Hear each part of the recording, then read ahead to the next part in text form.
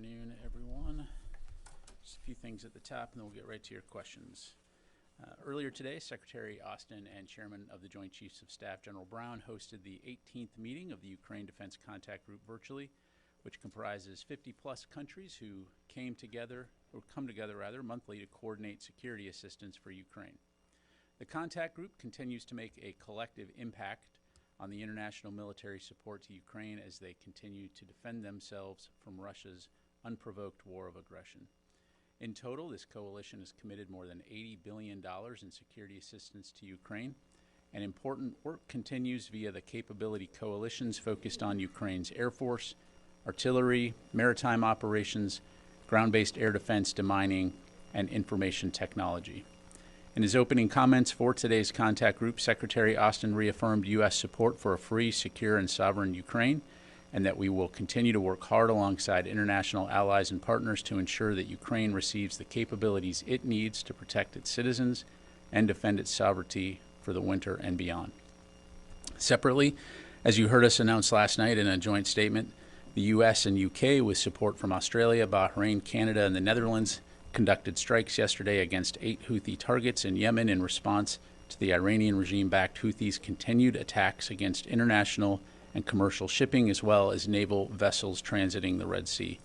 These strikes were precise, proportionate, and intended to further disrupt and degrade the capabilities the Houthis have been using to threaten global trade and the lives of innocent mariners.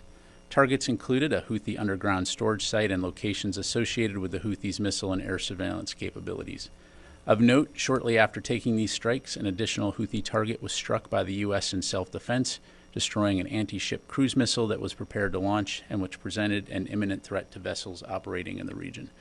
Again, our aim remains to de-escalate tensions and restore stability in the Red Sea.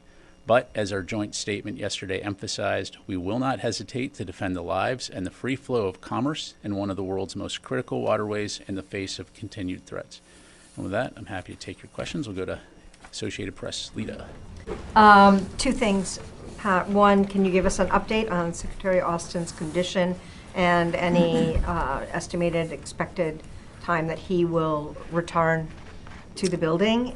And do you want to do that first? Sure. In terms of return to the building, I don't have anything to announce today. Of course, we'll continue to keep you updated. The Secretary continues to recuperate from home. He's recovering well. As I highlighted last week, part of his care at home continues to be physical therapy. But again, we'll keep you updated on his return date to the Pentagon. And secondly, on the strikes last night, first, just a clarification on what you just said, the additional unilateral strike, how long after the initial barrage did that happen? And then can you provide a more detailed BDA at this point? Last night they weren't able to say much about what they thought the impact of the strikes were. Sure. In terms of the self-defense strike, rough number probably within 15 to 30 minutes of the main operation there. In terms of post-strike assessments, CENTCOM is continuing to assess the outcomes of the strikes. So I don't have anything specific on that other than to say that we believe that we achieved good effects. I can tell you that since January 11th, we assessed that we've destroyed or degraded over 25 missile launch and deployment facilities, more than 20 missiles, plus we've struck unmanned aerial vehicle, coastal radar, and air surveillance capabilities, as well as weapon storage areas with good effects. We'll continue to assess and provide you updates as we're able to. Tom. First of all, Pat, can you give us an estimate of how much Houthis have been degraded by the numbers you just gave out, percentage-wise, ballpark? Again, Tom, I can't go into the specifics in terms of the totality of their capabilities and provide percentages other than, again, it's fairly significant when you look at the missile launch and deployment facilities, missiles, you're talking over 50 when you add those numbers together, in addition to the other capabilities. So clearly a degradation of capability. We have been very focused on targeting the kinds of things that they've been employing or using to conduct attacks against international shipping and mariners, and that will continue to be our focus. And so The last Houthi attack that I'm tracking was on the 18th of January, so 5 days ago. As you know, since that time, we have taken several self-defense strikes when there was an imminent threat or an anticipated launch. But again, we'll continue to stay focused on that. Can you give us an update on Al-Assad damage assessment? And also, there were 2 service members wounded. What's their status? And then I guess you're going to be monitoring others for TBI, potentially numbers. And finally, was this the first time ballistic missiles were fired at U.S. personnel in Iraq? Yeah, thanks, Tom. So a couple things there. So in terms of Al-Assad and the attack that we saw over the weekend, to my knowledge, no significant damage to the facilities. I am tracking reports today of another attack at Al-Assad, which we're, heard those reports, we're looking into it, and so we'll have more to provide on that as it becomes available. In terms of the personnel that were injured in the attack over the weekend, at the time we were tracking 2 U.S. service personnel that suffered TBI. Since then, we have identified 2 additional service members for a total of 4. To my knowledge, all have returned to duty at this point. But again, as you've seen in these kinds of things in the past, those numbers can fluctuate. So we'll continue to pay attention to that. Thanks. Ballistic missiles? The last ballistic missile attacks were in November 21st of last year, also at Al-Assad. Jennifer. Pat, what kind of drones are the Houthis using? Are they the same Iranian drones that are being used and shipped to Ukraine?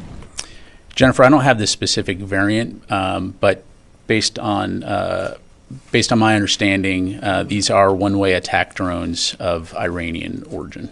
Okay. And can you explain just generally the challenges that Ukraine will face if it doesn't get more military aid soon? Sure. Obviously the continued lack of funding has forced us to pause drawing down additional items from our inventories, given the implications for our own military readiness. And this, of course, prevents us from meeting Ukraine's most urgent battlefield needs, to include things like artillery rounds, anti-tank weapons, air defense interceptors. Also, without additional funding, it prevents us from being able to provide systems and equipment to meet both their medium and longer term requirements and help them sustain systems that we've previously provided to them. And so, again, we will continue to work closely with Congress and urge supplemental funding as soon as possible. Again, will they lose if they don't get more weapons? Well, I don't want to predict the outcomes on the battlefield. Obviously, Ukraine has a vote when it comes to fighting on the battlefield, but clearly, the threat is real. And I think the fact that Russia continues to demonstrate an intent to fight against Ukraine and to occupy Ukraine and to eliminate Ukraine as a country highlights the fact that this is a serious security threat that is not going to go away. So the sooner that we're able to continue to provide the levels of support that we have, the better, not only for Ukraine, but for the international community. Is this the first time the U.S. has not been able to pledge anything to the contact group? Was anything pledged today? Any long-range weapons? Any more Abrams tanks? Yeah, I'm not tracking any specific materiel support, but of course we do continue to provide support, for example, training, and of course leadership via the capability coalitions that I highlighted in the topper. But the point is, in order for us to provide the capabilities that Ukraine needs on the battlefield today, but also in the longer term, we would really appreciate the support of Congress. Thank you. Carla. Thank you.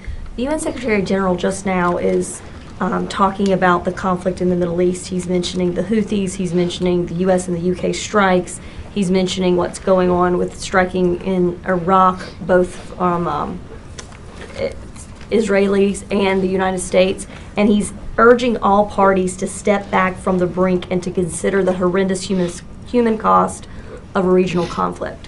What's the Pentagon's response to that? Well, Carla, we've been working for a very long time on regional security and stability, not only in the Middle East, but around the world. And so we'll continue to work very closely with allies and partners globally to address tensions in the Middle East. Since Hamas's attack against Israel, of course, we've been very focused on deterrence and on preventing a wider regional conflict, and we'll stay focused on that. And what about his words on the brink? Is the U.S. on the brink of war right now in the Middle East? We are not at war in the Middle East. Clearly, there are significant tensions in the Middle East, and again, we're working closely with allies and partners to de-escalate and reduce those tensions where we can, recognizing the fact that, others have a vote as well. Natasha. Thank you, General Ryder. Two quick things. So on the strikes last night, were there any casualties that resulted from the U.S. and UK strikes, including whether that's militants or civilian casualties? I'm on the civilian side. I'm not tracking any civilian casualties. Of course, we're continuing to assess. Natasha, I just don't have any numbers to provide in terms of potential Houthi, militant casualties. But again, that's something we'll continue to assess. And then in terms of the lack of missile attack by the Houthis since January 18th, I believe you said, is that because the U.S. is just continuing to kind of take out their missiles and missile launchers as and when they see them kind of loading up and preparing to launch an attack? Or is it because the Houthis simply don't have that capability anymore, or it's more difficult for them to launch these missiles? What is kind of the thinking behind why they haven't been launching as many? Yeah, I mean, that's really a question for the Houthis to answer. Clearly, our goal here is to disrupt and degrade their ability to conduct those kinds of strikes, and to put that kind of pressure, especially when there's an imminent threat, I think does have an effect. They do maintain some capability, so it's not out of the question that there could be additional strikes. But again, our goal here is to ensure that the Red Sea is safe and secure for international shipping and mariners. That is our only goal. And so, again, we'll continue to work with our allies and partners toward that end. Thank you. Let me go this side of the room. Phil. Do you have any sense of when or if Secretary Austin will brief this press corps? Phil, I'll very aware of the request, and I'll keep you updated on that. I do not have a date for you to provide right now. Okay. And on the attacks in Iraq, I mean, have been any communication between this department and the Iraqi government about the need to find the people who are responsible for launching ballistic missiles at U.S. forces? Well, Phil, I mean, we've had regular and ongoing discussions with our Iraqi partners on the topic of U.S. forces in Iraq and their safety and security, and so those conversations, of course, will continue. Have you been notified of any Iraqi government plans to end the U.S. mission in Iraq? At this time, I'm not aware of any official notifications to the department. Tom? Thanks, General. Is it your expectation that this dynamic in the Red Sea is going to continue until there's a sustained ceasefire in Gaza? In other words, are you expecting, is the off-ramp going to be like a settlement in Gaza? How long do you think this is going to go on for? Yeah, well, obviously I don't want to stand up here and predict the future. You've heard me talk about what our goal is, which is to ensure that international shipping and mariners can transit this vital waterway safely and securely. And so we'll continue to work toward that end, both through Operation Prosperity Guardian, which is a defensive coalition to help safeguard shipping, but also with the international community to conduct strikes against Houthi military targets that are being employed in these attacks when we need to. And so, that will remain our focus. We're not looking to go beyond that. And of course, the Houthis have a vote in this as well, and they could make the choice to stop imposing costs on themselves and their capabilities and stop these attacks immediately. So there's a distinction between Operation Prosperity Guardian and what we saw yesterday. Correct. And that's the name of that operation? There is no departmental named operation for the strikes last night. And then I know you don't want to get into the extent to which the Houthis have been degraded, but can you give a sense of how long it might take them to replenish their stocks once this is all over? I can't give you that for a few reasons. One of, I'm just not going to get into intelligence in terms of, their resupply and refresh rates. Obviously that's something that we'll keep a close eye on. But these strikes, from a physical standpoint, are having an impact on their ability to conduct attacks, as well as in diplomatic and international standpoint, economic standpoint. So again, Our focus here is not to escalate or get into a conflict with the Houthis. Our goal is to prevent these continued attacks against the international community and international shipping transiting the Red Sea. Dan, did you have a question? Yeah, I guess this particular Ukraine contact group has sort of a muted appearance from D.C. We don't have the chairman, we don't have the defense secretary for obvious reasons publicly discussing the urgency here. And as we look at it, we have no PDAs going, we have no sense that that's anytime soon. Can you speak to, I guess, the symbolism here that, there isn't the same level of urgency or there isn't the same level of attention as there had been? Yeah. At the risk of coming across as flippant, which is not my intent here, that's kind of a glass half empty look at it. I would turn it around and say the fact that despite, the fact that we don't have supplemental funding, despite the fact that, Russia continues to push against Ukraine and conduct these, massive bombardments of Ukrainian cities, you continue to see every single month the international community come together in one form or another in order to focus on this priority, which is enabling them to have the capabilities they need to defend themselves and protect and take back sovereign territory. And it's not just the United States; it's the international community. I highlighted the total amount that has been provided so far, $80 billion.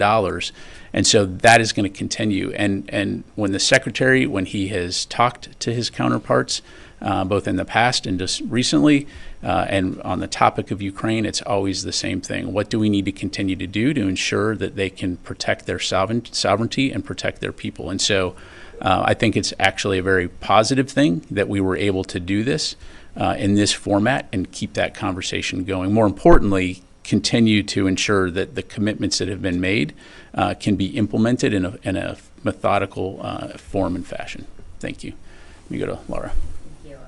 First of all, why can you not tell us whether or how many combatants have been killed in these strikes? Because I don't have an answer to that question. You don't have. I don't have an answer. The DoD does not know. Again, we're continuing to assess. I don't have any information to pass to you. Okay, sorry. Just a second question. I want to ask you for a little more context on the interceptions that were done by the Navy SEALs last week against the Iranian weapon shipments. Are these types of missions usually done by Navy SEALs, or are they typically done by? I think I'd heard of the Coast Guard doing this kind of mission previously. That's correct. So we've been doing these types of operations for a long time, right? Working with international partners when it comes to patrolling international waterways and search and seizure of illicit arms, among other things. And so going back to my time at Central Command, 2013 to 2016. And so in terms of the kinds of capabilities that are applied, it just depends. It depends on the mission. It depends on the capabilities that are available. So there's going to be a wide array of capabilities that can be applied to that mission under the auspices of U.S. Navy Central or the Combined Maritime Force. Thanks. Tom, now come Janie. Thanks, Pat. I'm going to follow up on Jennifer's question a little bit. When Congress finally approves a supplemental that will include money for Ukraine, how quickly will the Pentagon be able to start sending supplies to Ukraine, please? I can't give you a specific time hack, Tom, other than, as I just highlighted to Dan, this is a priority for the department, and so we also understand the urgency. This is not an academic situation. There are lives on the line, and so we'll work as quickly as we can to get capability to them. Let me rephrase it, if I may. Are there supplies ready to go if money is available? I think we've demonstrated that if we're made aware of capabilities, we have a variety of means at our disposal to either take those capabilities out of our own stocks to be replenished, or to contract out, or to work with partners to get those capabilities there. Janie? Thank you, General. Two questions. The U.S. Senate Armed Services Committee said that Kim Jong-un's threat to launch hypersonic missiles and use nuclear weapons must be taken seriously. What scenario is the United States preparing for North Korean Kim Jong-un's threats of nuclear war? Let me just make sure I understand. What steps are we taking to prepare for the use of nuclear? What do you have? Yeah, so again, Janie, I'm not going to get into hypothetical situations. Clearly, we've been very public on our commitment to working with allies and partners in the region to deter and help stabilize the security of the region. Any type of destabilizing acts are unwarranted, uncalled for, and we'll continue to call on North Korea to return to the diplomatic table. Let me go to the phone and then I'll come to Fadi. Tony, Bloomberg.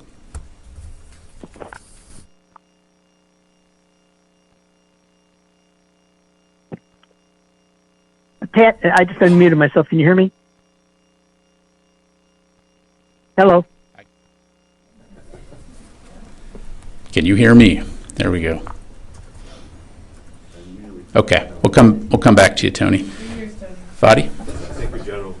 Just to put the effectiveness of these strikes against Houthi positions into perspective, I think you mentioned 25 launching and deployment facilities for missiles and more than 20 missiles in addition to radars and UAVs.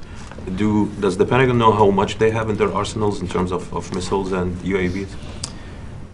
So, again, without getting into intelligence, I mean, clearly this is something that we will continue to study, and we have an understanding of the capabilities. But again, for operation security reasons, I'm not going to go into what we assess as the totality of Houthi capability, other than to say that these strikes that we're taking are very deliberate, proportional, as it relates to the kinds of capabilities they're employing against international shipping.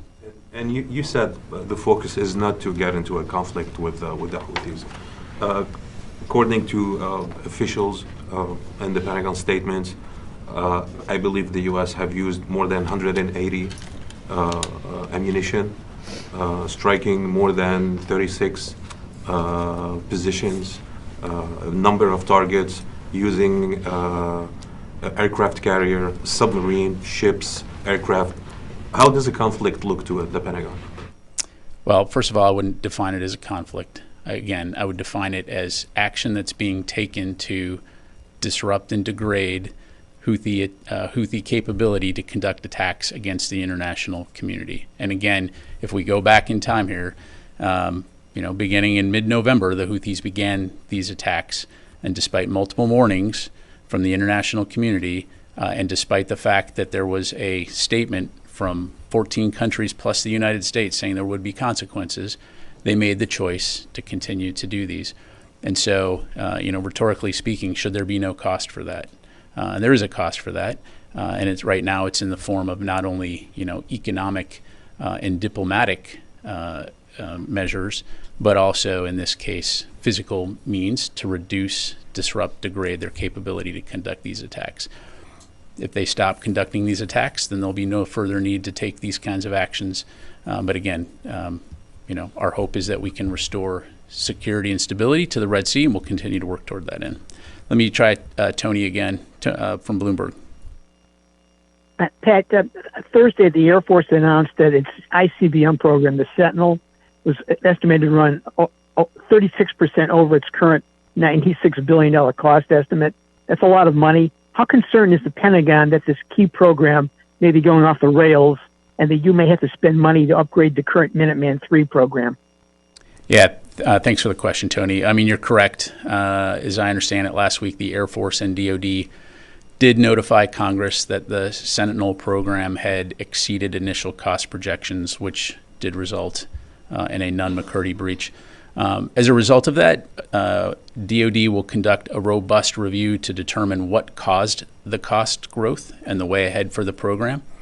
As our senior leaders have said publicly before, Sentinel is one of the department's largest, most complex programs, and we've also said that nothing that the department does is more important than maintaining a strong nuclear deterrent and reducing the risk of nuclear conflict. So I'm not going to be able to get out in front of that review, Tony. I can say that work is underway under the current that work under the current contract is underway and will continue until the review is complete.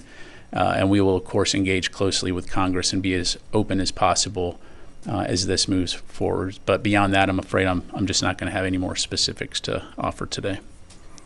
Just a point of clarification. Is it accurate to say that for the first time since the U.S. hosted the contact group, it did not donate or offer any weapons to Ukraine, and that's the first time that that's happened?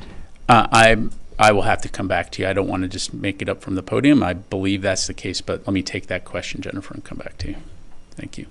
Courtney. Can you address why the prepared remarks that Secretary Austin had for the contact group this morning included his acknowledgement at the top that he was at home and made a very vague comment about his health? Why you didn't say that? Yeah, thanks, Courtney. So what was posted was an as prepared for delivery version of his remarks. It's, of course, the Secretary's prerogative what to say or amend as he delivers his remarks. It's as simple as that. Why do you think I mean, we would ask him this ourselves, obviously, but why do you think he decided not to address the fact that he was at home or say anything about his health in his first public appearance since being released from the hospital? Yeah, I mean, I appreciate the question. Again, it's his prerogative on any remarks that he gives to amend those in delivery. I will say I'm glad that everyone was able to watch his remarks about the impact of the Ukraine Defense Contact Group and the important work that it's doing to save lives from Russia's illegal and unprovoked aggression. So. And I just want to ask one, on Natasha's question, I wasn't clear if, and on the overall idea of potential people being killed in the strikes against the Houthis. So do you have any indication at all that any Iranians have been killed in any of these strikes? I know that you can't give numbers or anything like that, but do you have, I mean, some of these occurred now back on January 11th. It's been some time. Do you have any indication any Iranians have been killed? I do not have any indication of that. Again, as I understand it, as these strikes were being planned, there's a very deliberate effort, as is always the case for us, to conduct these in a way that is going to minimize the potential for civilian harm, of course.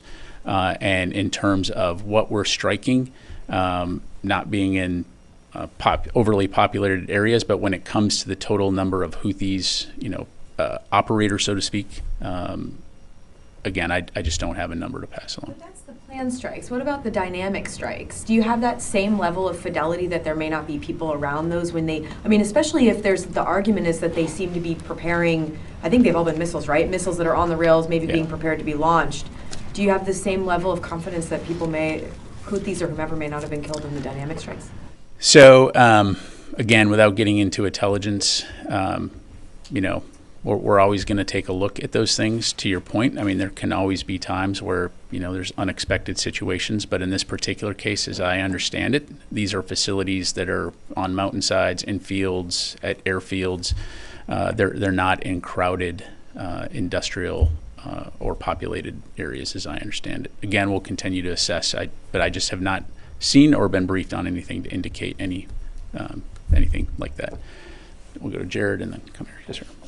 Hey, Pat. On these efforts to interdict weapons smuggling to the Houthis from Iran, obviously this has been going on for a long time, these operations. But has there been any change in the pace or the scope or the focus of these operations in recent months, say to complement Prosperity Guardian and the U.S. and UK-led strikes, or is the main effort, so to speak, focused more on neutralizing the weaponry that has already made it ashore? Yeah, so it's important to differentiate between those ongoing efforts that I talked about that have been happening for a while and Prosperity Guardian and these most recent strikes. So the two are not connected. Has there been any change in the pace or the scope of those interdiction operations? I don't have a number to provide other than, again, I mean, part of that just depends on, and again, this is a bit of a hypothetical, but it just depends on, for example, are there suspect vessels that need to be searched or stopped? It's sort of like any day you're driving down the highway, if you see something suspicious and you pull someone over to check. So I just leave it at that. Thanks. Yes, sir. On Syria, according to a report by Al Monitor, the Pentagon has floated a plan that encourages Syrian democratic forces to partner with Syrian government in the campaign against ISIS. Do you confirm there's any plan? I'm sorry, which forces? Syrian Democratic Forces that encouraged them to partner with the Syrian government. I don't have anything on that. I haven't seen those reports. Do you have I any refer you to the SDF. I mean, of course, our focus in Syria right now is on the Defeat ISIS mission. That's the only reason that we're there. So that's the main focus. So do you have a long-term strategy in Syria? Our focus, the only reason we're in Syria is, again, the enduring defeat of ISIS. When it comes to the broader regional question of Syria, again, I don't have anything new to pass along on that. Let me take a couple more here. Howard Altman, Warzone. Thanks, Pat. I got a couple of questions and a couple of answers.